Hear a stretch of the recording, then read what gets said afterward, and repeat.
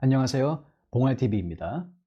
앞선 영상에서 엄마들의 양육 태도가 아이들의 애착관계 형성에 굉장히 큰 기여를 한다고 설명드렸습니다. 하지만 안타깝게도 이러한 엄마들의 양육 태도는요, 그 어머니의 어린 시절의 모습에서 기인한다라고 볼 수 있습니다.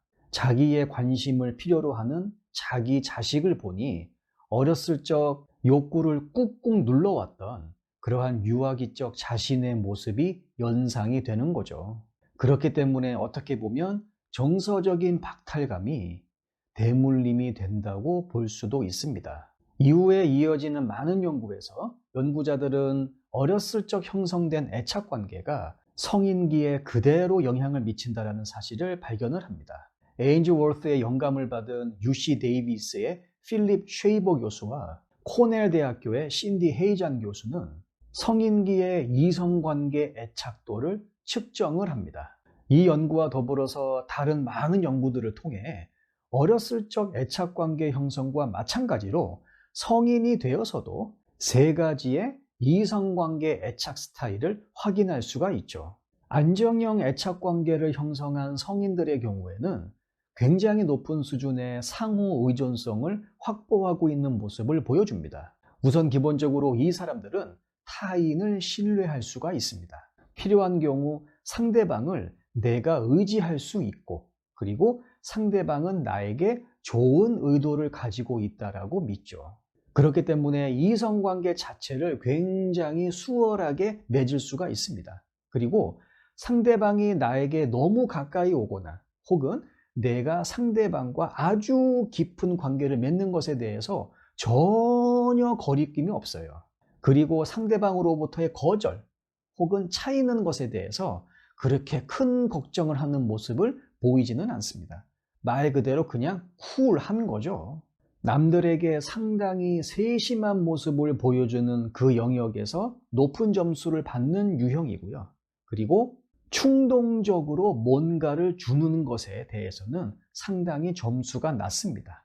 불안형 애착관계를 형성하고 있는 성인들의 경우에는 종종 자신의 연인이 자기를 진정으로 사랑하지 않고 자기와 같이 있고 싶지 않다며 불안해하는 모습을 보여줍니다. 그렇기 때문에 어쩔 수 없이 연인에게 높은 수준의 친밀감과 헌신도를 요구할 수밖에 없죠.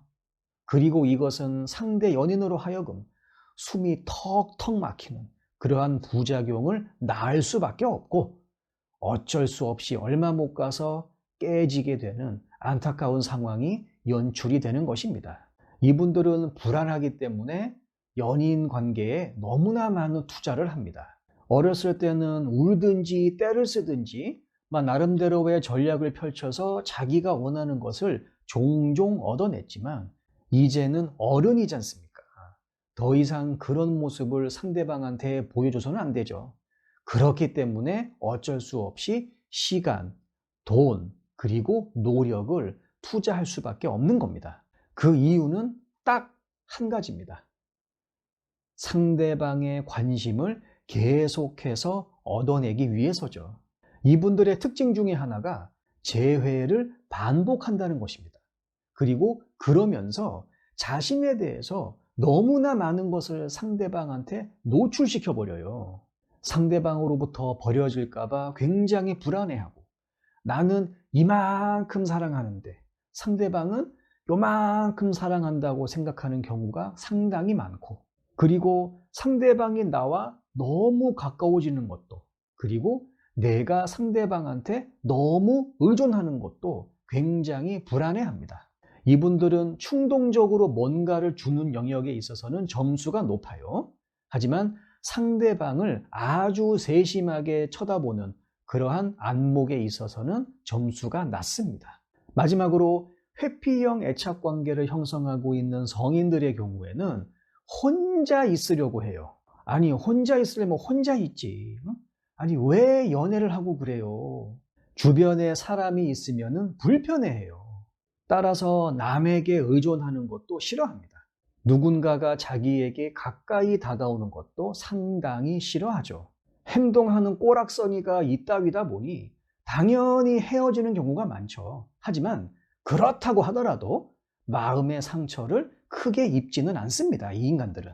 이 양반들은 혼자 있는 것을 굉장히 좋아하기 때문에 딱 몇 번 만났는데 조금 회피형 인간 같아. 그러면 이분들과 깊은 관계를 맺거나 유지하려고 하는 것은 위험성이 어느 정도 있다라고 판단하셔도 괜찮습니다. 예전에 미국에서 성인 남녀 수천 명을 대상으로 애착관계 유형을 나눠본 적이 있습니다. 그 결과 안정형 애착관계는 59%, 회피형은 25%, 그리고 불안형 애착관계는 11%로 나왔죠. 수십 년 전 에인즈월스가 아기들을 대상으로 한 실험 결과와 거의 똑같습니다. 그렇기 때문에 어린 시절 부모님들과 형성된 애착관계가 나중 성인기에 이르러서 그 사람의 러브 스타일을 결정하는데 엄청난 영향을 준다라고 우리가 결론 낼 수가 있는 것이죠.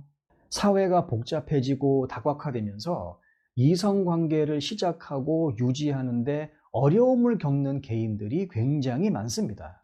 이것에 대해서 다양한 원인이 있을 겁니다. 하지만 무엇보다도 내가 내 자신에 대해서 잘 모른다라는 것, 거기에서 출발하는 것이 저는 가장 크다라고 봅니다.